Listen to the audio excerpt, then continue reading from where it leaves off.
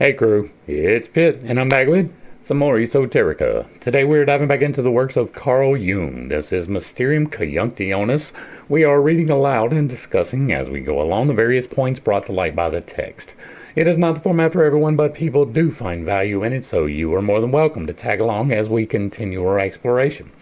Before we begin, however, if you are unfamiliar with me, any of my unconventional beliefs, or if at any point in time I lose you in terminology, there will be several playlists linked in the corner above. In the box down below, along with the original source material, the link for my book where I teach you to do magic and live responsibly, and the links to get in contact with me directly so that you can get a better understanding of who I am and why I say the things that I do. With that being said, we are going to dive in and continue our exploration of the Mysterium Cunctionis with Chapter 5, Part 7, The Monoculus. Evidently, in order to emphasize the unity of Mercurius, Albertus makes the use of the expression monoculus, as is probably the right reading, or uniped. I will take the time to point out once again that Mercurius is the spirit, right? It is the Holy Spirit. It is the representative of both the masculine and the feminine, the positive and the negative, the creative and the destructive. And so, therefore, this is a perfectly valid way to look at it, right? The one, the uniting of the one would even be better. And so, yeah, it seems to me that this must be an alchemical, whatever this is. 147 says, an expression occurring only once. Well, that's awesome. I'm glad you put that in there. For I have found it nowhere else in the literature. That is because you did not know what you were looking at. We have seen Dorn make the same designation, right? Now, he didn't state it like this. It wasn't using this one particular word, but it is the exact same concept. The oneness, the spirit in motion, the creative energies being both positive and negative, masculine and feminine. Mercurius represents that. All right, that's not Mercury. Mercury is the representative for the soul. Mercurius is the representative for the spirit. It's also Hermes Trismegistus. The alchemist's use of a rare or strange word generally served to emphasize the extraordinary nature of the object expressed by it. As we know, with this trick, one can also make banalities appear unusual. Even though the word monoculus appears to be unique, the image is not, for the uniped occurs in several illustrated alchemical manuscripts. For instance, in the aforementioned Paris Codex, entitled Abraham le Juif, that is Abraham the Jew, 148, Supra. All right, we'll be back at 150. As the title shows, this presumably purported to be, or was intended to replace, the zealously sought Rindenbuch of the same author, of which Nicholas Flamel gives an account in his autobiography, and whose loss the alchemist so deeply deplored. Although this mythical work was never found, it was reinvented in Germany. If it was never found, it cannot be reinvented, right? You can reinvent something new. It may even be remarkably similar, but you did not reformat something that you didn't have. Oh, we're not back yet. But this forgery has nothing to do with our manuscript on page 324. And I like that it says reinvented in Germany, and then it says this forgery. Right? That was the exact same expression that I was saying. On page 324 of this manuscript, we find the first in a series of pictures of unipeds. On the left, there is a crowned man in a yellow robe, and on the right, a priest in a white robe with a mitre. I think that we have already seen these, right? Part of the study. I'm not sure if this is referring to those same pictures, but those pictures had 2 heads and 2 feet, indicating that there was 1 foot attached to each head. Each of them only has 1 foot. Now, that is obviously symbology. We believe that we have keys for that. We may not.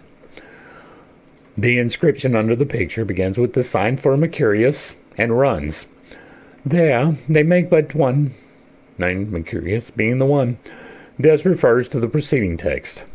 For there is but one single thing, one medicine, and in it all our magistry consists. There are but two coadjutors who are made perfect here, and once again I will point out my book. And let's go ahead and transition for y'all, so that you can see a little bit better. Right, we have represented here this one circle, and it's comprised of gray. Right, that is to symbolize the one spirit. This white circle and this black circle are the two parts of that one spirit. You allow or help or manifest or energetically invest, however you want to look at it, in the unification of these in the process that is described in this book of balancing the 7 virtues and the 7 vices. There is but one single medicine. This right here, this is exactly what it is talking about. Now, do they have the same terminology as me? No. But this is what they are talking about. There are two coadjutors who are made perfect here. The positive and the negative, the masculine and the feminine. Footnote 150. The Latin manuscript, Figurarum Egyptorum Secretarum, in the author's possession, has on folio 19. This Latin, not taken from the Paris Codex, but from the above manuscript. The pictures are similar in both. Okay. The subject is obviously Mercurius duplex. In my chapter on sulfur, I pointed out that it, especially in its red form, is identical with gold, the latter being generally regarded as Rex. We have pointed out in his chapter on sulfur that he did not have an understanding of what he was talking about there. Right. Sulfur was talking almost exclusively, but rather extensively, about the spirit. The sulfur is the representative of the spirit. The spirit is both sides of this. Mercurius was intrinsic all the way through that particular chapter. We have discussed it in some great detail, so I am not going to get into it too hard right here. Right? But sulfur is the spirit, Mercurius is the spirit, fire is the spirit, light is the spirit, change is the spirit, vibration is the spirit. Every instance of heat transference is the spirit. Every single thing that is in existence is comprised from the spirit. And so, in part, he is correct, right? We talked about that too. The misidentification of the dark energy at the bottom, the infrared even, is going to be mistaken for black in a lot of times, and the black is going to be mistaken for red. There is a remarkable similarity between the two tones, and so it is easy for that to be mistaken in that way. There is also the gold light that is existent but separated from this, right? When you bring these into conjunction, there is a golden flower that unfolds, there is on the process. The unfolding of the flower allows you to move the spirit, to use the spirit, to take control of those forces. So identical with gold is not exactly correct. It is, but right, it is with the understanding that it is the unity of the two forces that create the gold. Right? The gold isn't just existent; it is created through the philosopher's stone, which is the heart, right? The philosopher's stone is the heart. It binds together the as below trinity with the as above trinity through the heart, creating the gold. All right, let's get back to the text. The red scepter of the king might be an allusion to this. There is a scepter as well. It is symbolized by all 7 of these colored dots in the middle. There is, as I have shown, a red and white sulfur. That is a white and black, that mistake we talked about with the colors. So it is 2 duplex and identical with Mercurius. Red sulfur stands for the masculine, active principle of the sun, and white for that of the moon. I am in direct opposition to that. I think that is exactly opposite. Right? Now, again, red is going to be the dark. That is going to be the void. That is going to be the part that takes within itself. That is feminine. The white is going to be the part that goes into. It is going to be the point that penetrates, and therefore it is masculine. As sulfur is generally masculine by nature and forms the counterpart of the feminine salt, that is, again, is a complete misunderstanding. Right? Sulfur is both masculine and feminine. The feminine can be viewed as salt. Right? Salt is the body. The body is the representative of the void. And in that case, the opposition to that is going to be Mercury. That means that Mercury would have to be masculine if salt is going to be feminine. And that is the soul. It is the point that actually comes into the temple. So that makes sense. The two figures probably signify the spirits of the arcane substance, which is often called Rex, as in Bernardus Trevisanius. No, Rex is the unification of all three principles, which is indeed four things, right? There's the Holy Spirit, which consists of the two, right? The sulfur is both the masculine and the feminine. There is the salt, that is the physical incorporation, the body, the 3D or the 5D navigation device, that is the temple of God. And then there is the soul, the individualized section of the divine that is given to you to navigate through 5D space with your temple. All of those, all four steps of that, earth, air, water, and fire, brought into accordance, that is Rex. That is the king. That is the culmination of the process. That is the final signification. That is the crown that you receive. That is the light that unfolds. That is the bringing all four, not three but four, into accordance. Now, two of those are one, so yes, it is three, but it is four as well because it's the masculine and the feminine in accordance with each other. That is the spirit. Right? And so sulfur is the representative of the spirit. Salt is the representative of the body. This is not a correct statement. This curious separation or union of the figures occurs several times in the manuscript, and again, it is only curious because you do not have the key. In the next picture, on page 331, the king on the left has a blue robe and a black foot, and the one on the right a black robe and a blue foot. Both the scepters are red. The inscription runs, "Thus is it done, that what was hid may be revealed." Now, black and blue, right? That can definitely signify something in this, right?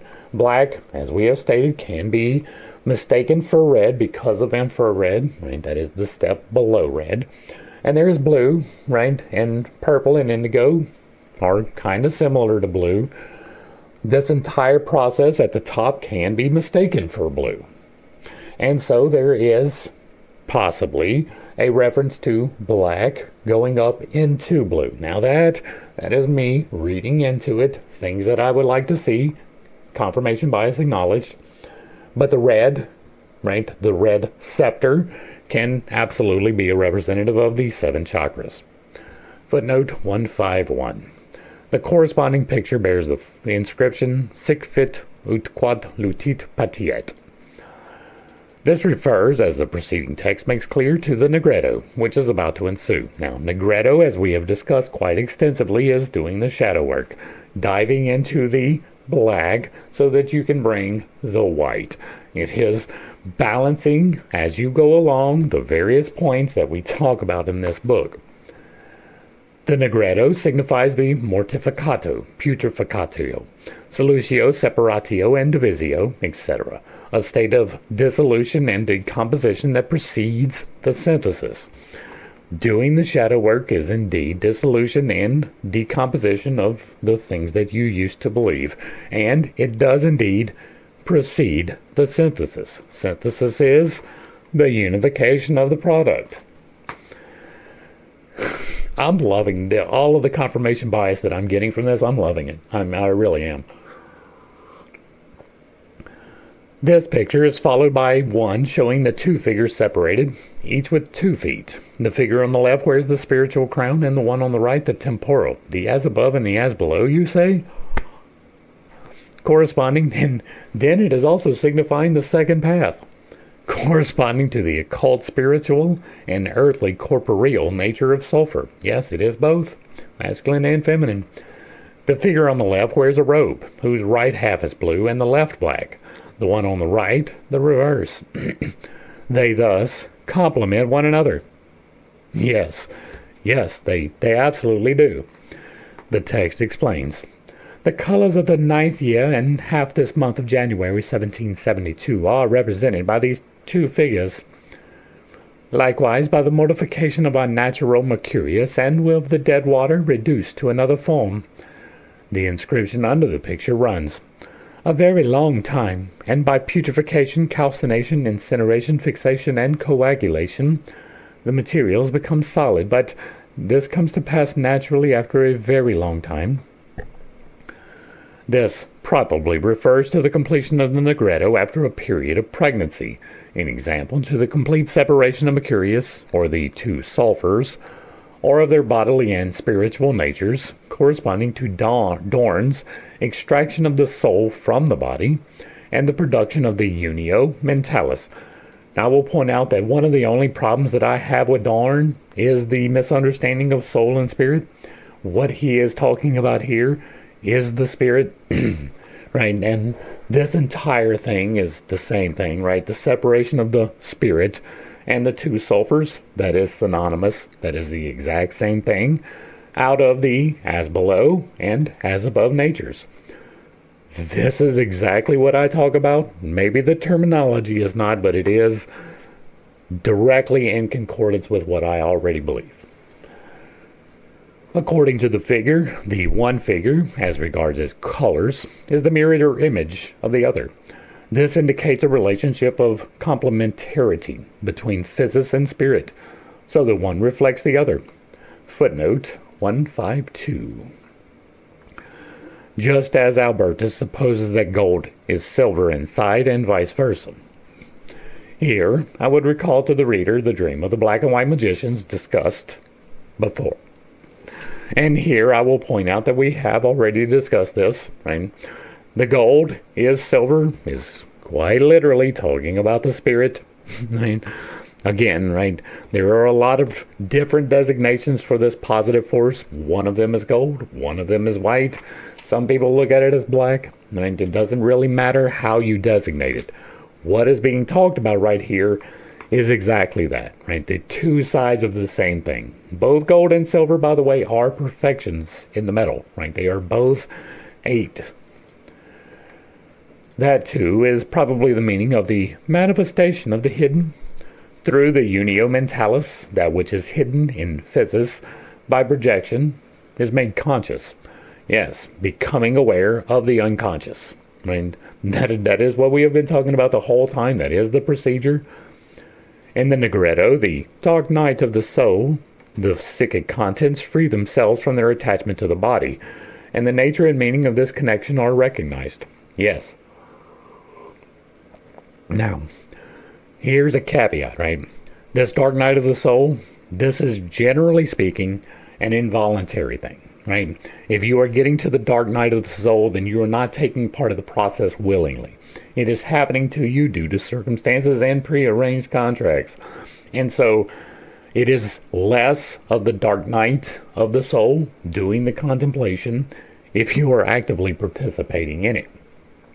If you are not, however, if you are allowing the unconscious to take control of that, then it will feel like a dark night of the soul. You will feel like you are out of control of it. You will feel depressive and anxious.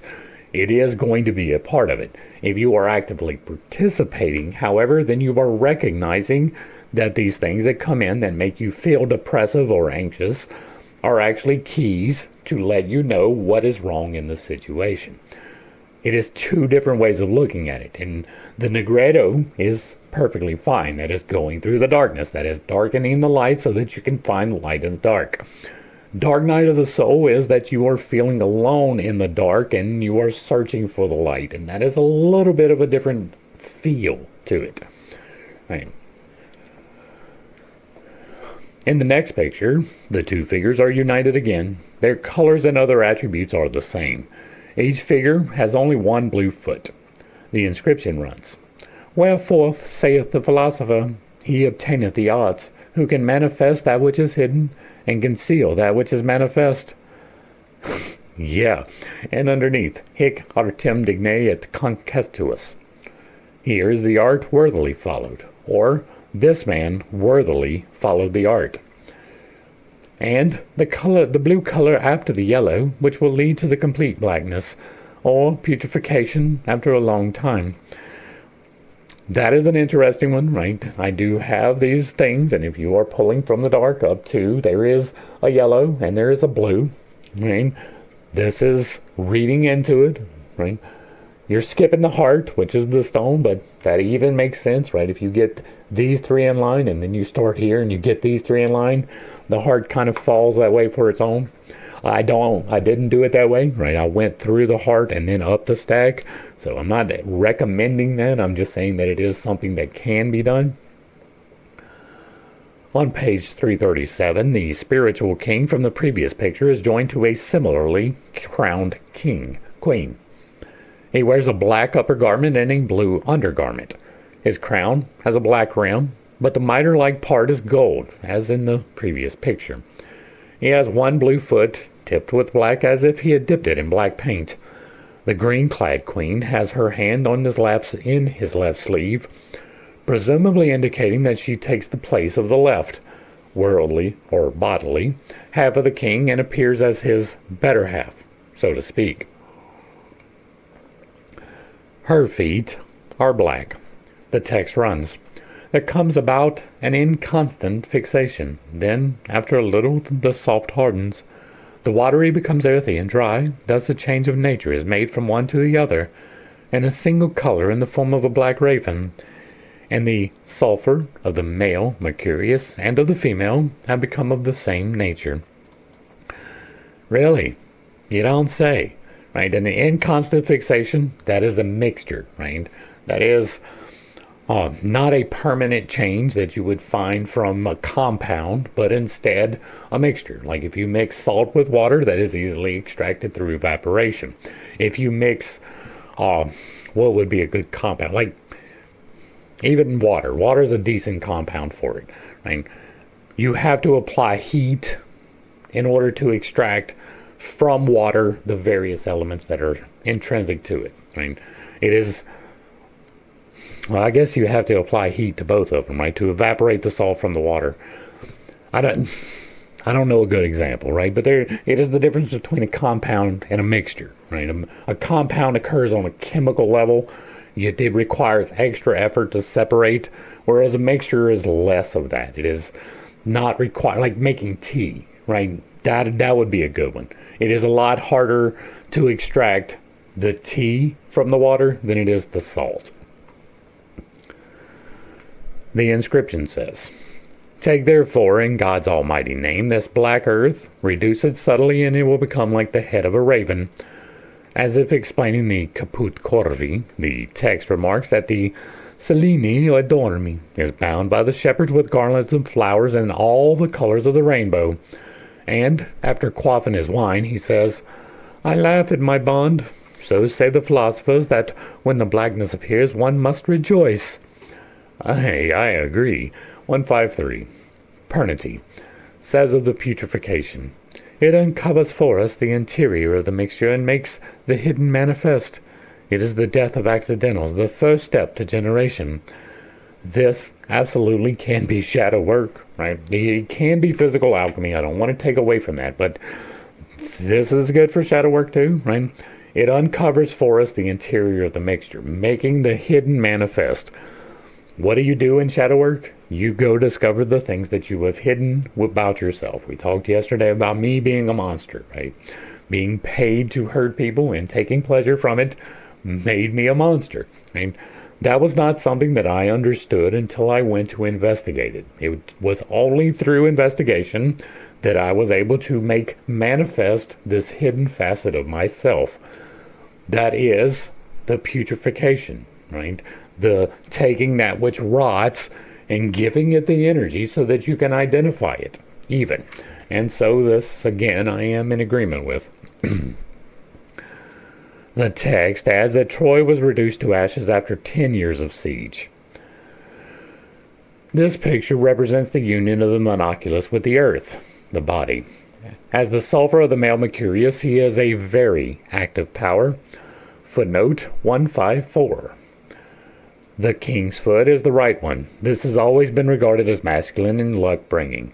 This is why in some countries one starts to march with the right foot. Besides this, the foot in general has a phallic significance.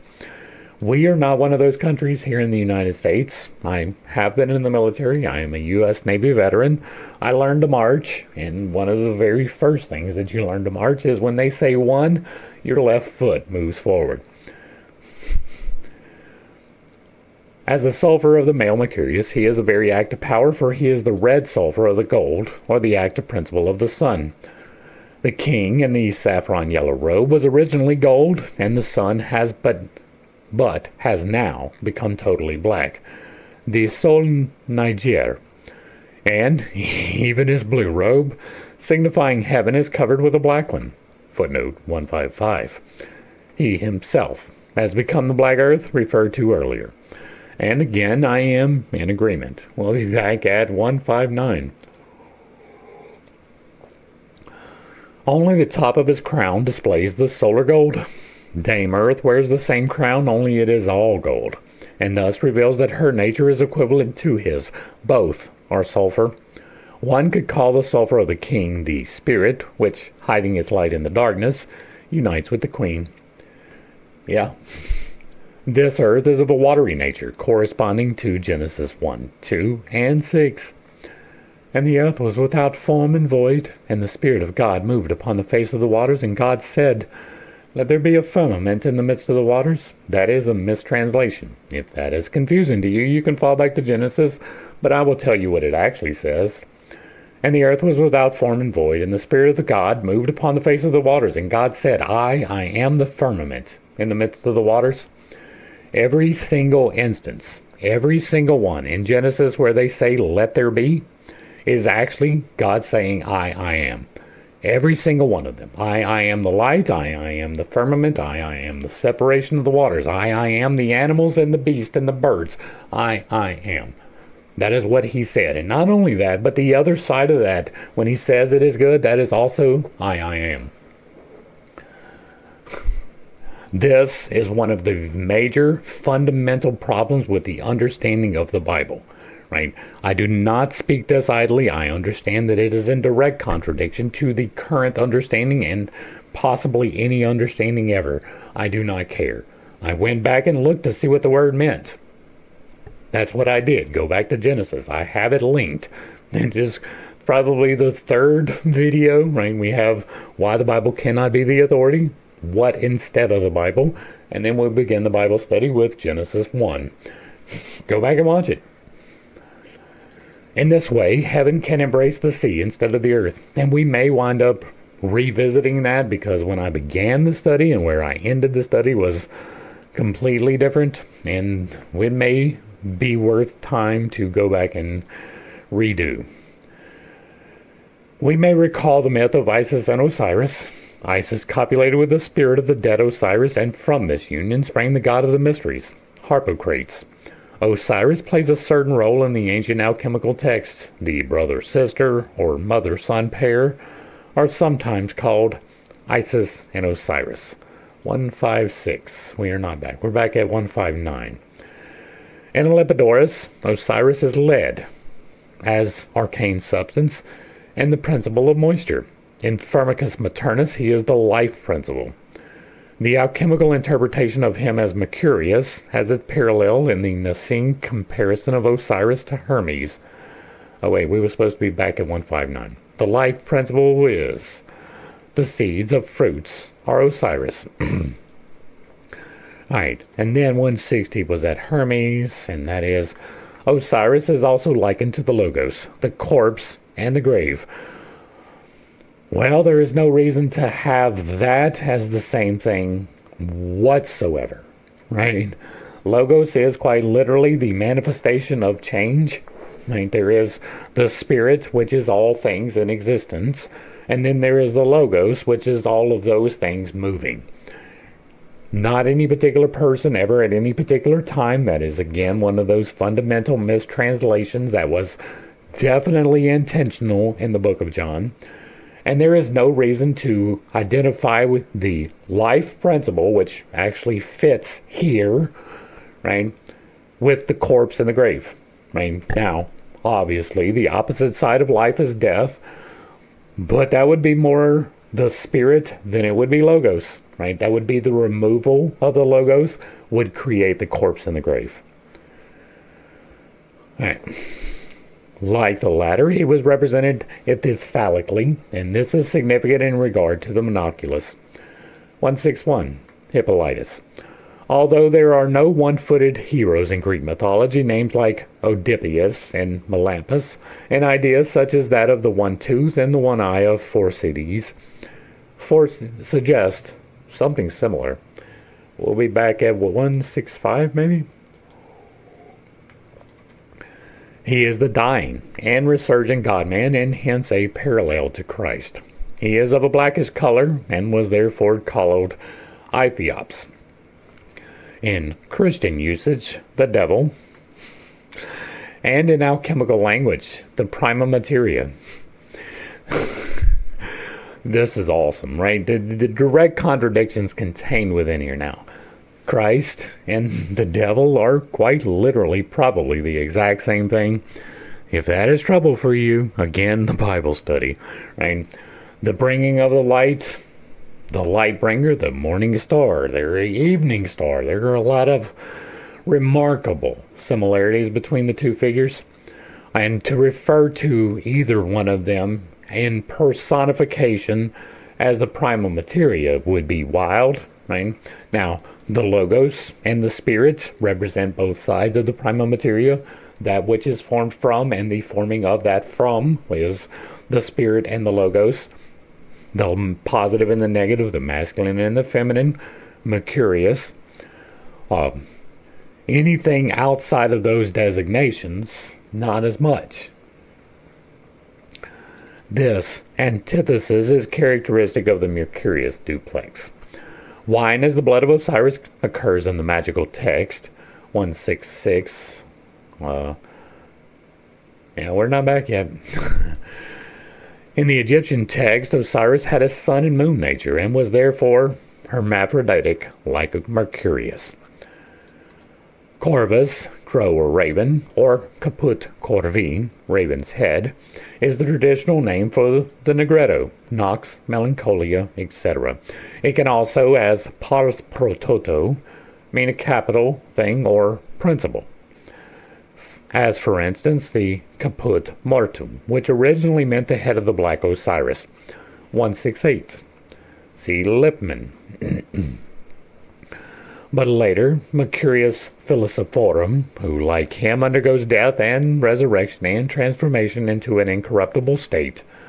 Thus, the anonymous author of the Novum Lumen Chemicum exclaims, "O heaven, O water, and Mercurius, O dead head, or dregs of the sea, and these are the epithets of the birds of Hermes."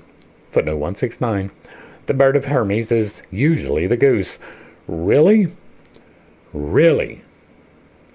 That is the very first time that I have seen that reference, and we have seen several references to Hermes. You know what is normally the reference to Hermes? What I have found through these studies is the ibis, which is a bird.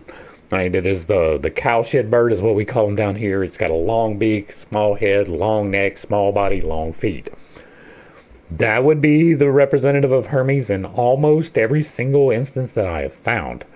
This is the very first time that I have seen him referred to as a goose. The bird of Hermes which never rests. Footnote 170. The Hermeticum. This bird of Hermes is the raven, of which it is said, "And know that the head of the ox is the raven, who flies without wings in the blackness of the night and brightness of the day." Again, I will point out that I have not seen him referred to as a raven by himself, right? We've seen the raven and the dove. There is an allegory for that on the ark somewheres.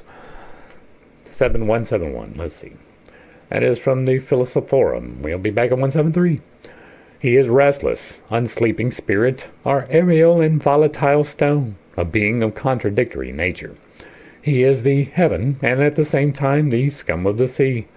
Since he is also called water, one thinks of rainwater, which comes from the sea and falls from heaven. As a matter of fact, the idea of clouds, rain, and dew is often found in the text and is extremely ancient. Footnote 173. The water, is also called a round cloud, death, blackness, darkness, shadow. Rupescissa speaks of a dark blue cloud. It is mentioned in the turba, together with the shadow. That word comes about as suddenly as the clouds from heaven. In Mylius, The water of the cloud is Mercurius, also in Abulak al-Qasim. Black clouds are the Negredo. Sorry about the hiccups. References to the cloud rising from the sea, the new waters, the life potion that rouses the sleepers, occur in the very ancient treatise of Comerios. And in Rabanus Maris, the cloud represents the comfort of the Holy Ghost and Christ's ascension. This would correspond to the remark in Comerios that the clouds rising from the sea carry the blessed waters. Augustine likens the apostles to a cloud, which symbolizes the concealment of the Creator under the flesh. Similarly, Christ was prefigured by the pillar of a cloud that guided the Jews through the wilderness. That is definitely something that is said. It has got no foundational value whatsoever. Again, the Bible study. Go to Exodus this time. From thee the clouds flow, says Hildegard of Bingen of the Holy Ghost. The alchemical concept of the cloud may have been influenced by the liturgical, drop down dew, ye heavens, from above, and let the clouds rain down the just one. Let the earth open and bud forth a Savior. One thinks of the Eleusinian, let it rain, make fruitful. In Mendeism, the cloud signifies the feminine. One of the texts says, Yonder I stand, and I and the cloud that arose with me. A papyrus text says, I am the mother of the gods, named heaven. I am Osiris, named water. I am Isis, named dew. I am Idolos, likened to the true spirits. All of this does not take into conception that dew is water. Thus speaks a magician who wishes to conjure up his familiar. He himself is a spirit, and thus akin to the bird of the night. In Christian tradition, the raven is an allegory of the devil. 174. In a lecture at the Uranus Conference of 1945, which was not printed in the Uranus Jahrbuch, Rahner discussed the allegory of the devil in patristic literature. Here we encounter the primitive archetypal form of spirit, which, as I have shown, is ambivalent. 175. The phenomenology of the spirit in fairy tales. We have discussed quite extensively about that and the why, right? The spirit is composed of both the masculine and the feminine. That is why it is ambivalent. Right? It is also force neutral, right? Everybody loves to think that God is good. There is no real reason to believe that. There is reason to believe that God is neutral. There's not reason to believe that God is good. There's not reason to believe that God is bad. Right? It is at best a neutrality. We are here for the experience, and we get to decide the good and bad in that experience. For the most part, right? Even when bad things happen to you, you can find the good in them. That is a mindset that comes through practice for most of us. And so this ambivalence is kind of true, right? We would like to think that God looks like us. There is no reason to believe that.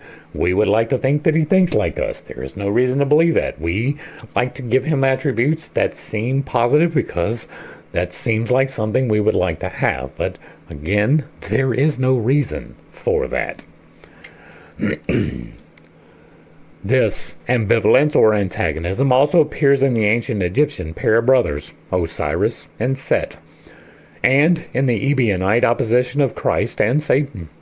The night raven is the allegory of Christ. 176. Based on Psalm 102. I am like the owl of the desert. There is no Christ in the Psalms. Spiritualis Intelligae in Rabanus Maurus, for the crucifixion of the raven, see Spirit in Fairy Tales, referring to the story in Alien. Colson says, the raven, overcome with age, offers itself for food to its young, but our phoenix, Christ the Lord, offered himself to us for heavenly nourishment. The raven is thus an allegory of Christ, or the host. It is also an allegory for the devil. Isn't that awesome?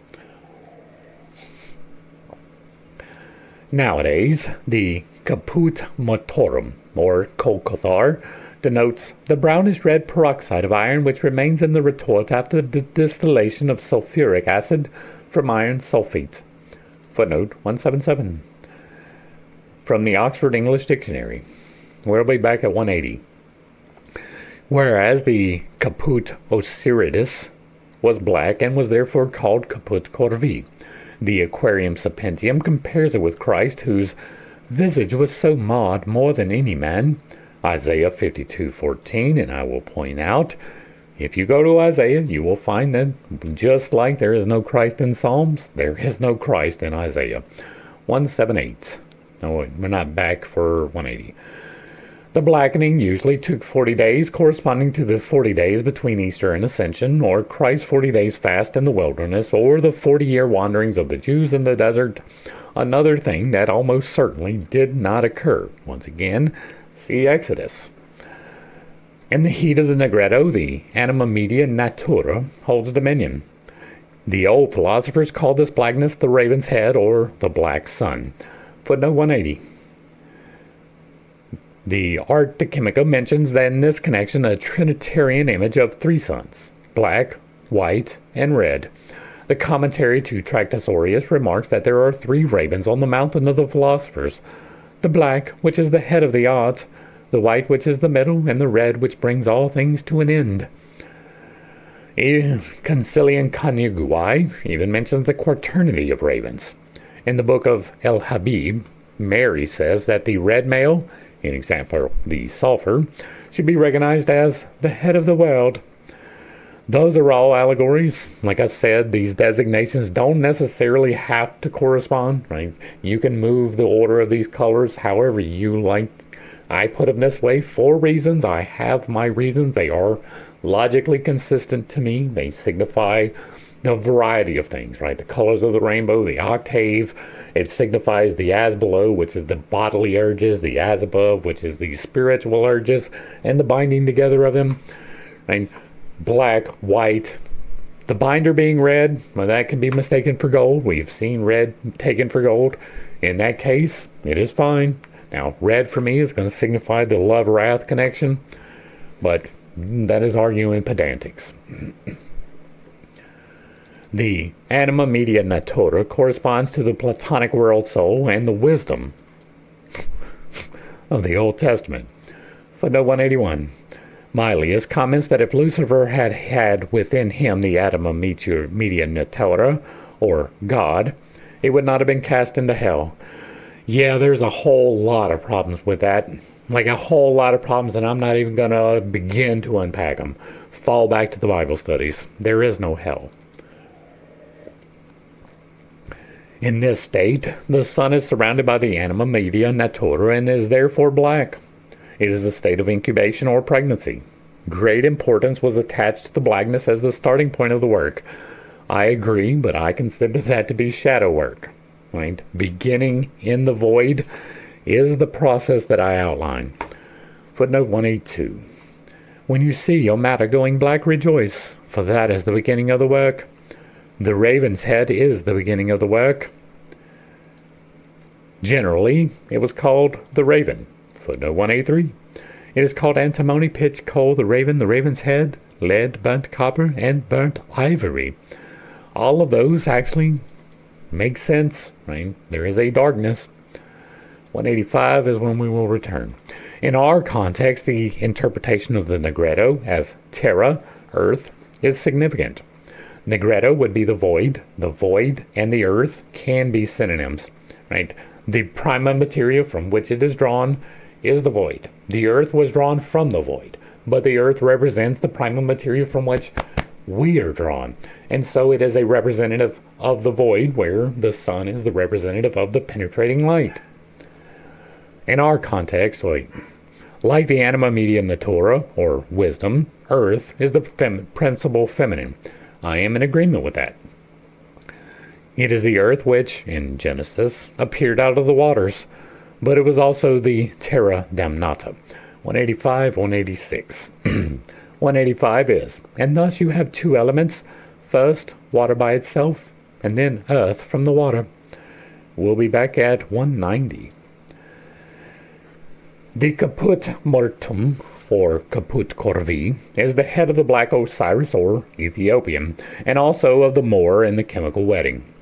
The head was boiled in a pot and the broth poured into a golden ball. This gives us the connection with the golden head of the Greek alchemy discussed earlier. The Moor in the chemical wedding is probably identical with the black executioner mentioned there, who decapitates the royal personages. In the end, his own head is struck off. In the further course of events, a blackbird is beheaded. Beheading is significant symbolically as the separation of the understanding from the great suffering and grief which nature inflicts on the soul. It is an emancipation of the cogito, which is situated in the head, a freeing of the soul from the trammels of nature. Footnote 190.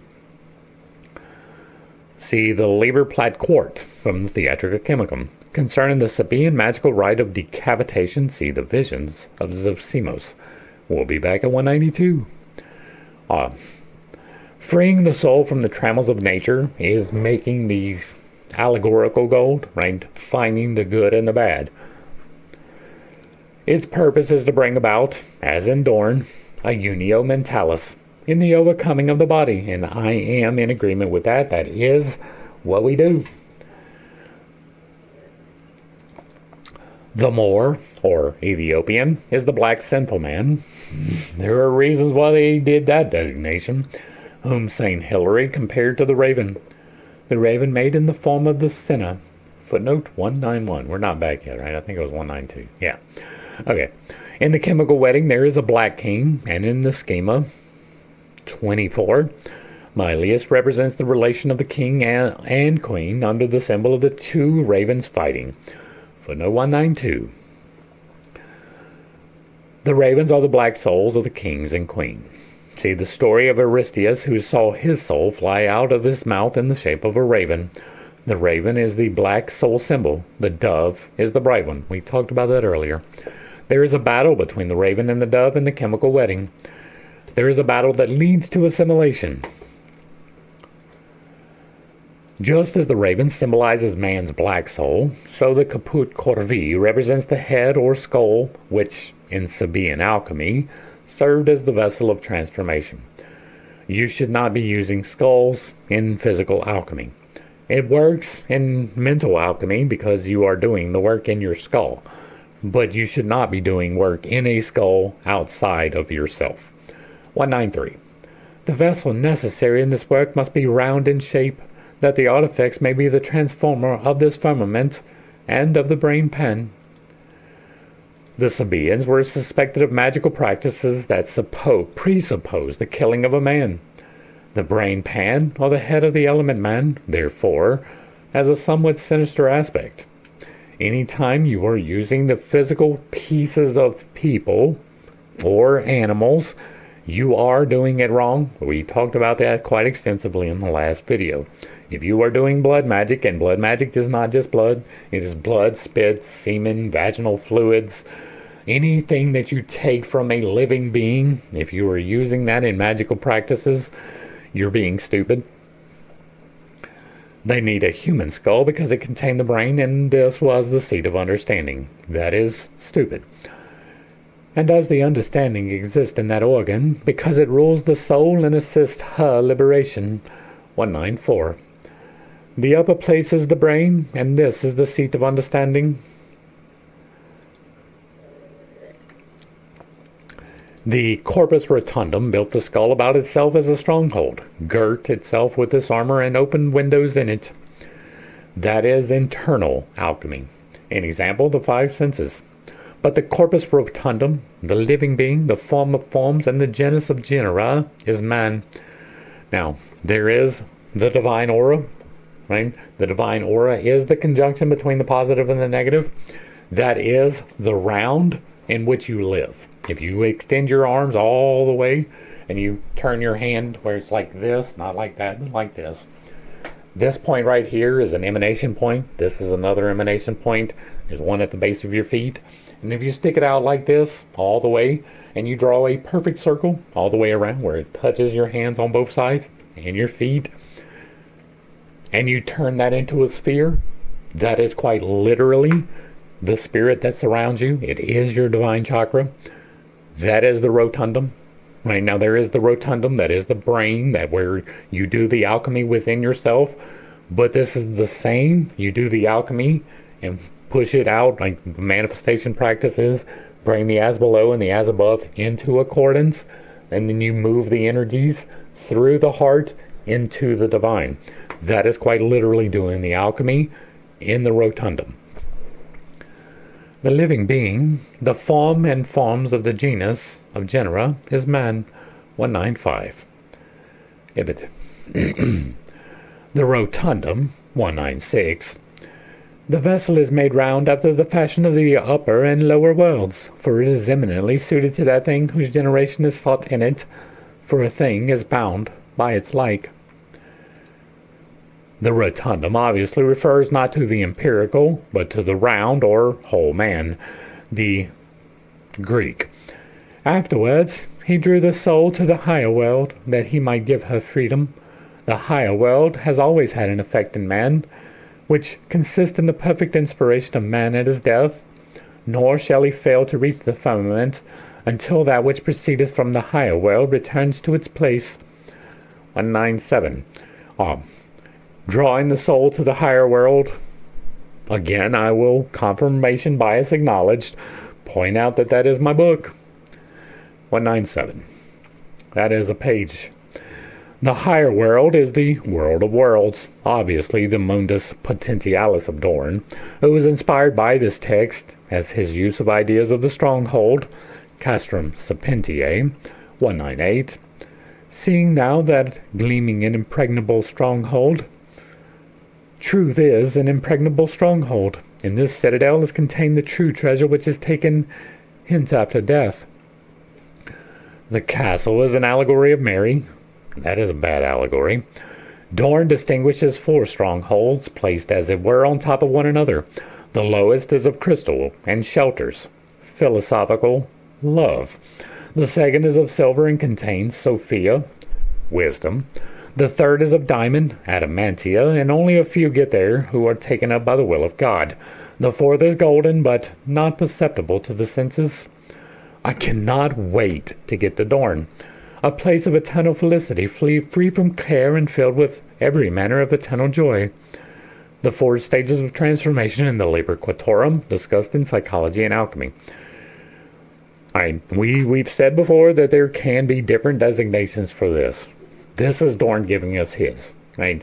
I have the as below. Right? The philosophical love can correspond to the love-wrath conjunction. Right? The coin at the bottom. The lowest is of crystals and shelters. Fine, right? There is an allegory there that we will probably be able to unpack once we get to Dorn. Theatrica Chemicum is almost certainly going to be the next study that we get into. But this right here is not out of alignment, right? The first, you begin with the red, you bring it up, right? The second being silver is going to contain wisdom. That is bringing it down. The third of diamond would be the conjunction through the heart. And then the final, the one that only a few get to, that is going to be the throne room. Right? That is going to be into the divine. Back to the text. The idea of the stronghold and of the window shows. The round vessel, or stronghold, is the skull. The divine organ, says the Liber Quattuorum, is the head, for it is the abode of the divine pot, namely the soul. And I've said before that I am not sure where the residence is. You can move your cognizance up and down. It appears that there is an adjustability to the residence of the soul, and in addition to that, it appears that almost nobody actually resides above the heart without intentionality. Most of you actually only achieve at best the heart. Most of you, it is centered around the stomach. And that's me being objective, right? That is not me necessarily reading in what I want. That is why the philosopher must surround this organ with greater care than the other organs. Because of its roundness, it attracts the firmament and is attracted, and by it attracted. And it is attracted in similar manner by the attractor until the attraction reaches its end in the understanding. Man is worthier than the beast and closer to the simple, and this on account of his understanding.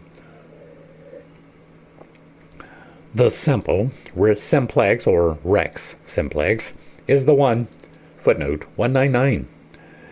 Honorius of Athun says in Liber Dudicium Quaest, the creature, as conceived in the divine mind, is simple, unchanging, and eternal, but in itself it is multiple, changing, and transitory. The one. The natura caelestius of Dorn, the round and perfect, the firmament or heaven in man. Footnote 200. See Reitzenstein, Pomandres, and the description of the microcosmos in the Sacramentarium of Honorius. His head is round as heaven, and his eyes are the sun and moon. We will be back at 202. Plato is of the opinion that the man whose righteousness is the greatest attains to the bountiful upper substance when he is assimilated by his work to the highest place. I want that reference. Theatrica Chemicum. We will be there. I did not read that in my study of Plato, so I am interested to see where it is. This shows us how the production of the calum attracts the starry firmament and the influences or spirits of the planets into the microcosm, just as by the same operation man is likened to the upper substance, the anima mundi, or rex simplex, or the one. In the Negretto, the brain turns black. Thus, a Hermes recipe cited in the Rosarium says, take the brain, grind it up with very strong vinegar or with boy's urine. 202.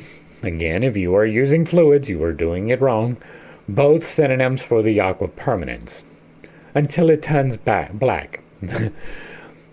The darkening, or benightedness, is at the same time a psychic state, which, as we have seen, is called melancholia. In the Aurea Occulta, there is a passage where the transformative substance in the Negretto says of itself, I am an infirm and weak old man, surnamed the Dragon. Therefore am I shut up in a cave that I may be ransomed by the kingly crown. A fiery sword inflicts great torments upon me. Death makes weak my flesh and bones. My soul and my spirit departs a terrible poison. I am likened to the black raven, for that is the wages of sin. In dust and earth I lie, that out of three may come one. O soul and spirit, leave me not, that I may again see the light of day, and the hero of peace, whom the whole world shall behold, may arise from me. I am not in disagreement with that. It is an allegory, so obviously you need the keys, but we have discussed those keys. Every single one of them has been discussed a lot. What our Abraham the Jew says about the royal person surrounds like a mythologium. The sun, the king of the blue sky, descends to earth and it becomes night. He then unites with his wife, the earth or the sea. That is the opposite starting point than what I recommend, but it is a starting point that you can use. The primordial image of Uranus and Gaia may well be the background of this picture. Similarly, in connection with the raven, footnote 205, the Introitus Apertus says, with the death of the lion, the raven is born. In example, when desire dies, the blackness sets in. O sad spectacle and image of eternal death, but glad news for the artificer, for thou knowest that the spirit enclosed within is quickened, which at the time appointed by the Almighty will restore life to these dead bodies. Again, not in disagreement.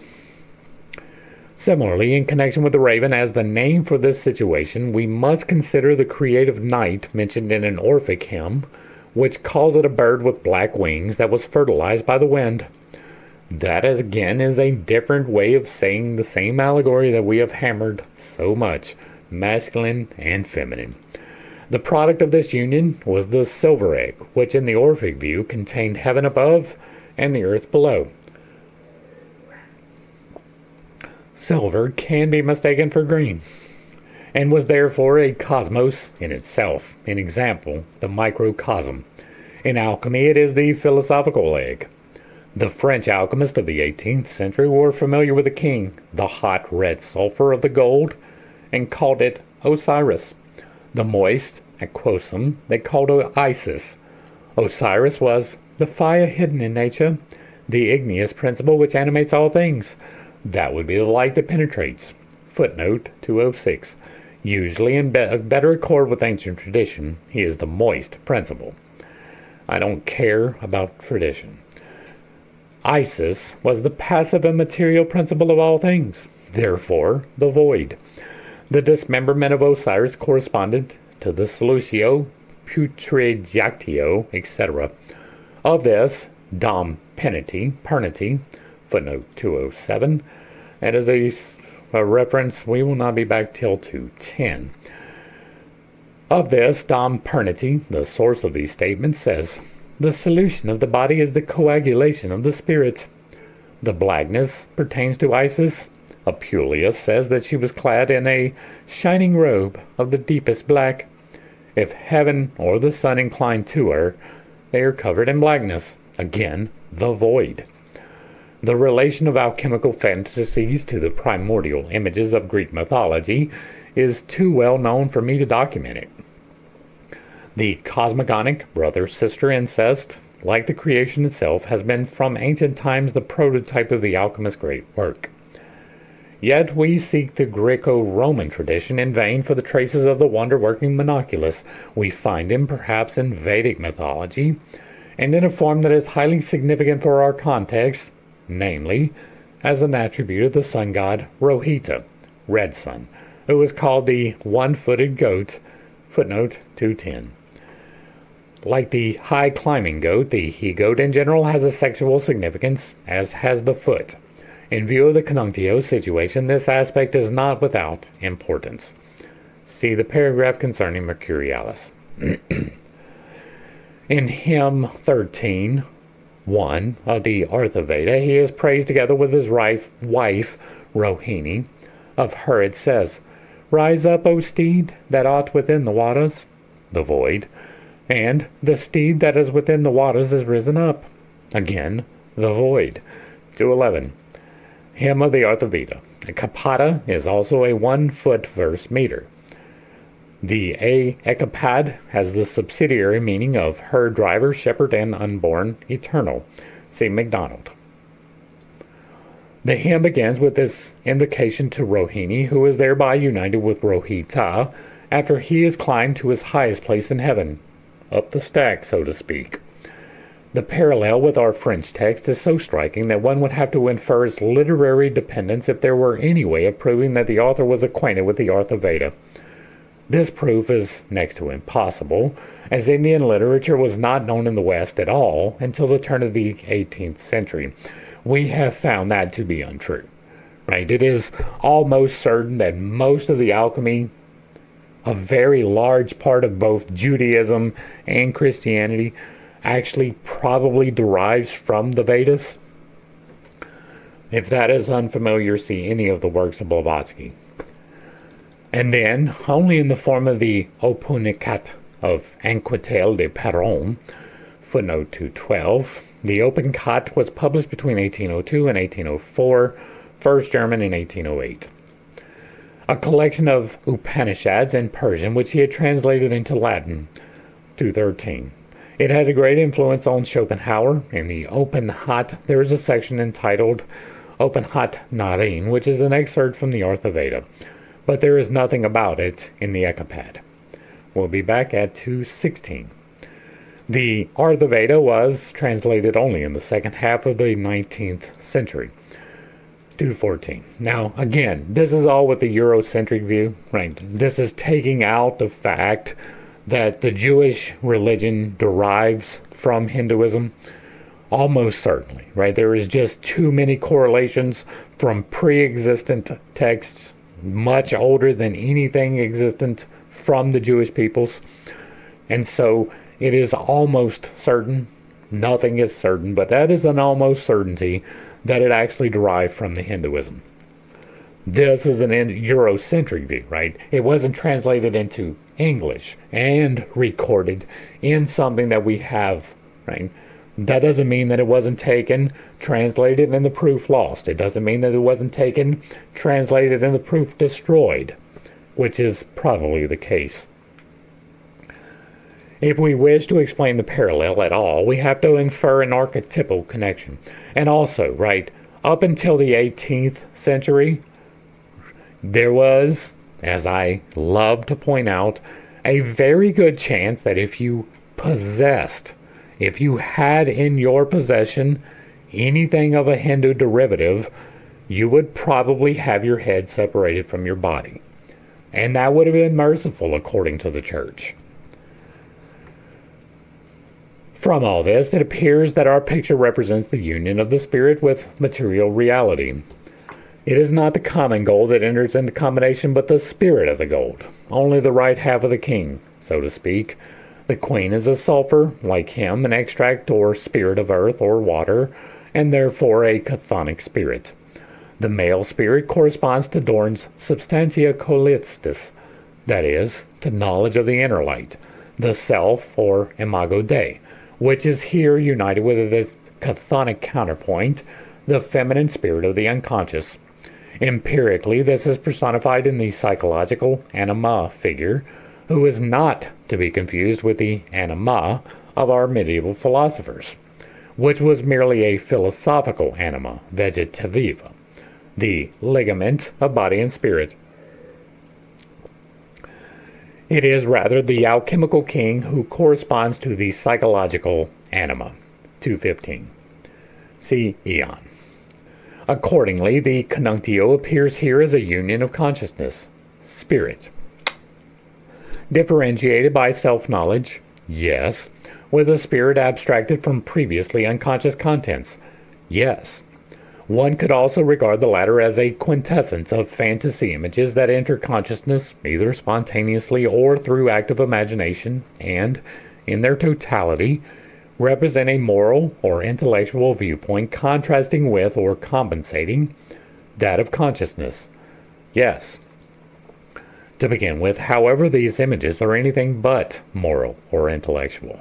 They are more or less concrete visualizations that first have to be interpreted.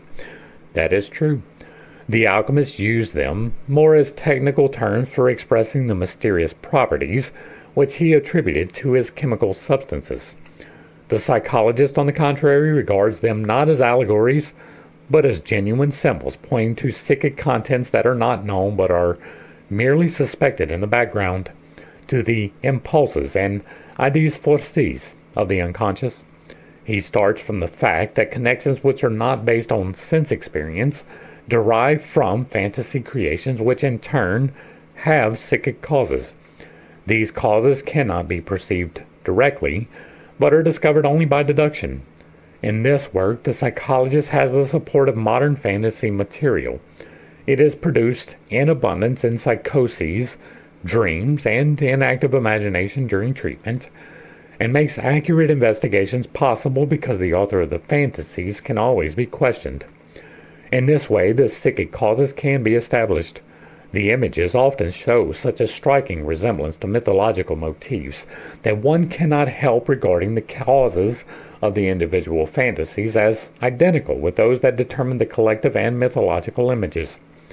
In other words, there is no ground for the assumption that human beings in other epochs produced fantasies for quite different reasons, or that their fantasy images sprang up from quite different idea forces from ours.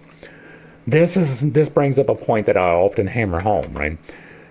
Lack of opportunity does not mean lack of ability, right?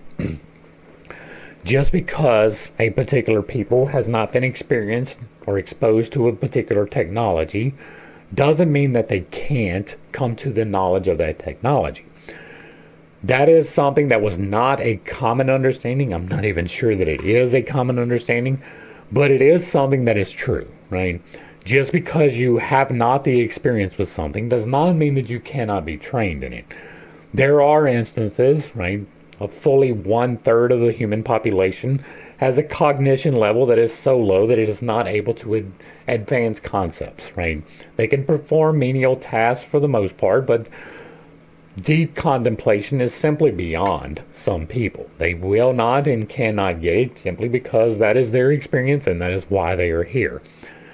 But outside of those limitations, right, and what we're talking about there, we're talking about like people with Down syndrome, right? I love my Downs people. I have a special place for special needs, but they're not along the lines of deep cognitive thought, right? They're extremely joyful. They live in the now like nobody else. They have their own point, their own need, their own reason for existence. But it's not to advance psychological thought, right? That's what I'm talking about. Those people are different than, say, the Aboriginal peoples of Australia, which is often an example that is used. They were isolated from technology advancing completely.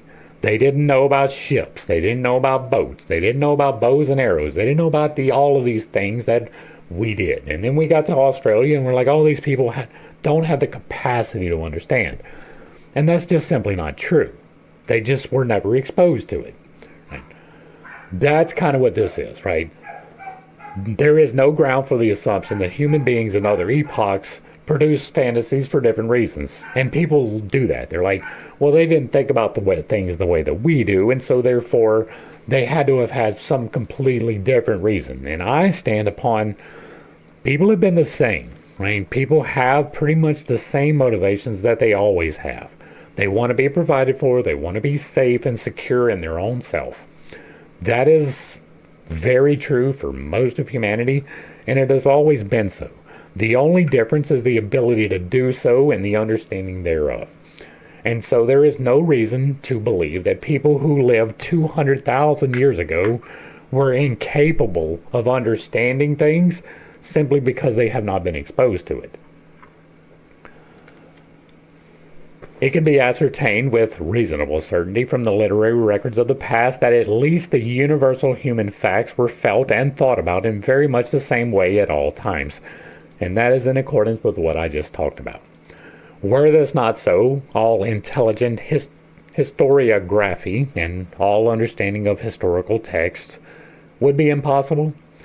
Naturally, there are differences which make caution necessary in all cases, but these differences are mostly on the surface only and lose their significance in the more deeply one penetrates into the meaning of the fundamental motifs. Thus, the language of the alchemist is at first sight very different from our psychological terminology and way of thinking. But if we treat their symbols in the same way as we treat modern fantasies, they yield a meaning such as we have already deduced from the problematical modern material. The obvious objection that the meaning conveyed by the modern fantasy material has been uncritically transferred to the historical material, which the alchemist interpreted quite differently, is disproved by the fact that even in the Middle Ages, confessed alchemists interpreted their symbols in a moral and philosophical sense. Their philosophy was indeed nothing but projected psychology, for as we have said, their ignorance of the real nature of chemical matter favored the tendency to projection. Never do human beings speculate more or have more opinion than about things which they do not understand. And that is an excellent place to wrap it up. That is going to bring us to the end of part 7, and hopefully I brought a little bit of enlightenment and not too much confusion to a series of somewhat difficult concepts. I understand I hold some unconventional beliefs, and I do have a tendency to step on toes when I relay those. It is not intentional, but it is not something I apologize for. This last line right here, absolutely. Right? There is a whole, I forget what the name of it is, but there is a whole effect, right, where you begin knowing that you know nothing. And then you learn a little bit and you think that you know everything. And then you learn a little bit more and then you learn that you actually know nothing again.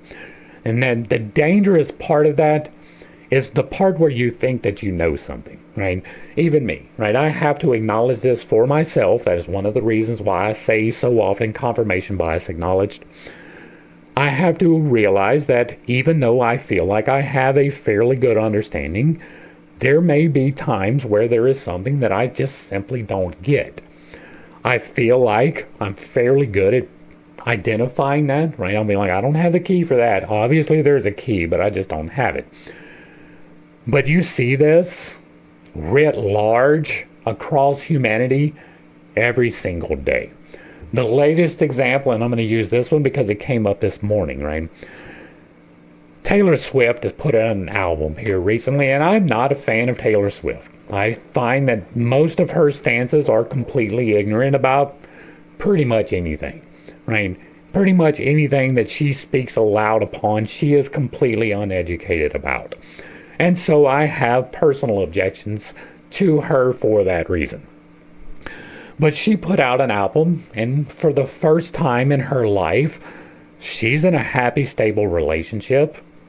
And so all of these people who do not know her in the slightest little bit have made decisions that because the way that she sings has changed and the tone of her songs has changed, that she is something new, right? And part of that is that she put out some merch, right? It is related to this one song that is about her relationship with her soon-to-be husband, where she talks about some things that people have taken to be racist. Now, there are a lot of people out there who like to find racism, and if you are looking for racism, you are going to find it absolutely everywhere. One of the physical manifestations of this assumption that she is racist is that she has put out a necklace that has lightning bolts on it, right? And they're like, well, that is obviously signifying the SS. And it's like, no, you are just fucking retarded. And I do not use that word lightly. Right? I will never use that word about somebody with special needs, ever. You will not ever hear me say that. But I will about people who do not have the cognitive function, right? And that is different. Right? If you have the ability and you don't use it, I will call you a retard. It is that simple, right? And so these people are out here like, oh, this is obviously referencing the SS. And it's like, no, it's not. In the song, she references a lightning bolt striking her. The SS used a very specific iteration of the lightning bolt. It was flat on the top. There were two of them in conjunction. If it is not both of those things together, it is not the reference. The lightning bolt she used did not have a flat top. That is one miss. And it is a singular lightning bolt. That is two misses. Every single person that is saying that that is a reference to the SS is fucking stupid. Every single one of them. I don't care if it's you. Get mad at me if you want to. If you don't think I don't care about you getting mad about being stupid, you have not paid attention at all. Every single one of them is out here speculating more, having more opinions about things that they do not understand. That is simply the easiest, most recent thing to pull out. There's a lot of them, right? When we were running around in 2020 and they were putting those things over their faces, there were a lot of people with a lot of opinions, like a lot. There were very few people expressing actual factual truth. The actual factual truth is that this thing that covered your face did absolutely nothing for a virus. That is supported, was supported at the time, and is supported at this time by all of the research. There was absolutely no point whatsoever for covering your face during that particular period of time. But everybody was out there screaming at you if you did not. Once again, speculating more and having more opinions about things they do not understand. That is the human condition. If you like what I'm doing over here, let me know down below. Give me a like, a share, or follow. Throw me a comment, whether you agree or disagree with anything that was stated. Put it in the box down below, and if it remains respectful, it gets to remain up. If you really like what I'm doing over here, hit me with that super thanks. Consider joining for a membership, picking up a copy of my book where I teach you all of these things in a much more condensed fashion, or reaching out to me directly through the links provided down below. To the crew, thanks for hanging out. I appreciate every single minute that you are here with me, and I am praying for you every single day. Until next time, I love you. God loves you. You are perfect, whole, and complete just the way that you are. And this has been pittstake. Peace.